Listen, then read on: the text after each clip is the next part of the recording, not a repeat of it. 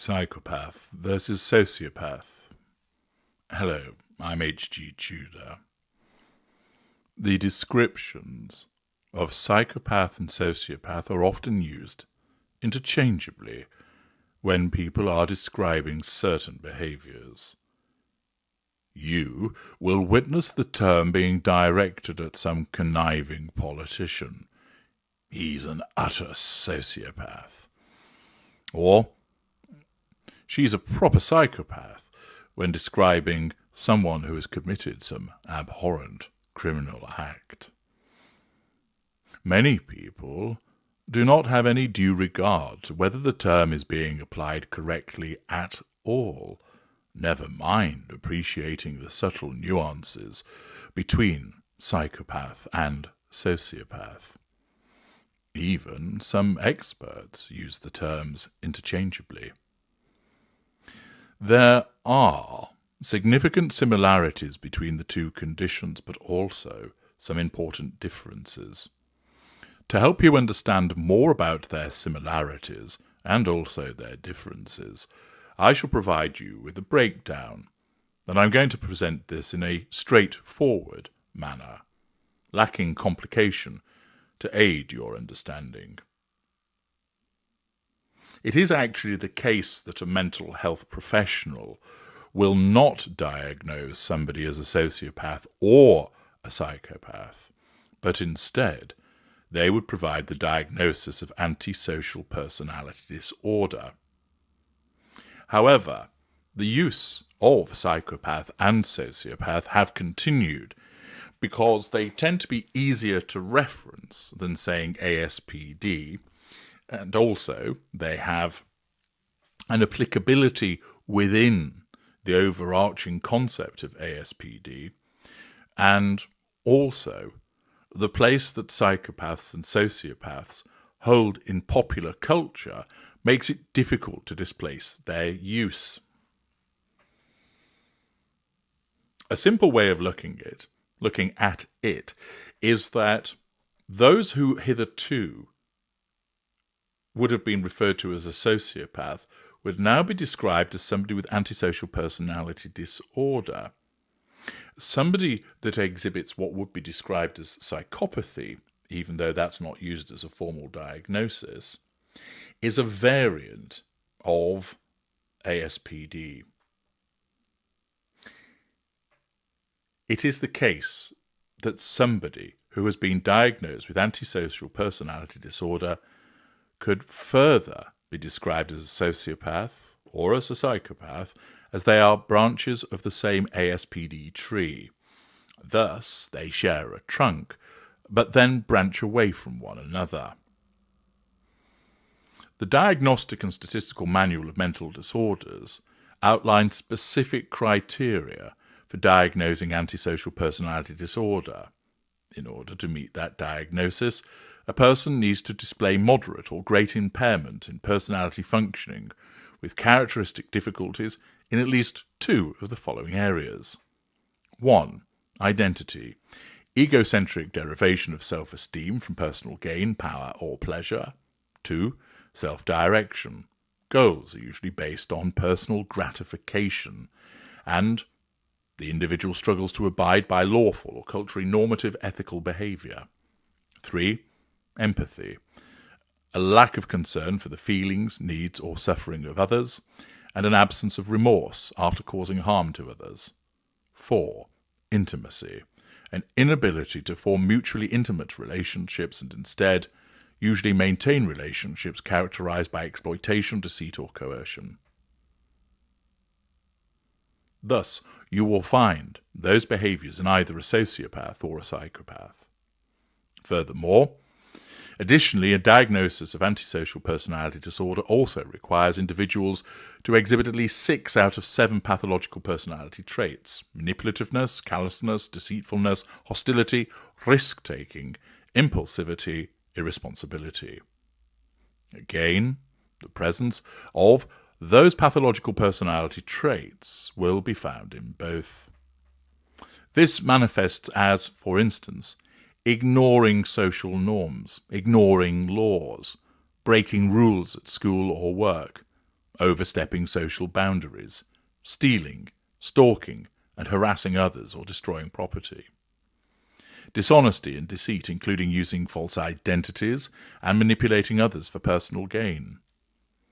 Difficulty controlling impulses and planning for the future, or acting without considering the consequences. Aggressive or aggravated behaviour, including frequent fights or physical conflict with others. Disregard for personal safety or the safety of others. Difficulty managing responsibilities, including showing up at work, handling tasks, paying rent and bills.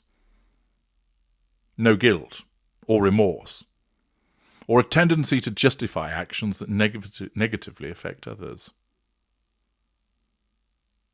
Coming across as arrogant or superior with firmly fixed opinions. The use of humour, intelligence and charisma to manipulate. Giving the appearance of charm at first until the individual's self-interest becomes clearer. Difficulty learning from mistakes. A lack of concern for the safety of others. A tendency to intimidate and threaten in order to maintain control. Both becoming bored readily and repeatedly. Thus, those are the features that you will find amongst both sociopaths and psychopaths, i.e. those with antisocial personality disorder. Sociopathy is more prevalent amongst those diagnosed with antisocial personality disorder. Psychopathy is a unique variant of ASPD. Having established the common areas, how do the two branches then differ? 1. While sociopathy does have some foundation in genetics, it is the environmental factors which have the greater influence on the outcome. Parenting styles and upbringing have greater weight on the development of sociopathy. With regard to psychopathy, it is linked far more to genetics. 2. The psychopath is calculated and methodical with regard to his or her actions. There is planning, premeditated behaviour, consideration of the outcome, establishing and targeting the victim. The sociopath is far more scattergun in their approach. The psychopath will engage in that planning and premeditated behaviour, whereas the sociopath is far more impulsive, far more haphazard. 3. The psychopath is far better at maintaining a facade of normalcy for longer periods, which enables the psychopath to fit in and move amongst people far more readily. The sociopath struggles to do so, either having no facade or fracturing it quickly, repeatedly, and obviously. 4. The psychopath is able to apply controlled aggression or malice. Their absence of emotional empathy and their manipulations are applied in a cold, detached fashion. Like a surgeon forensically operating on a body.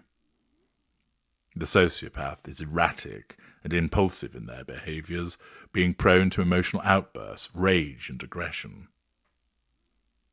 5thly, the psychopath is more able to maintain relationships, jobs, and create a mask of acceptability, enabling him or her to hide their antisocial tendencies more readily.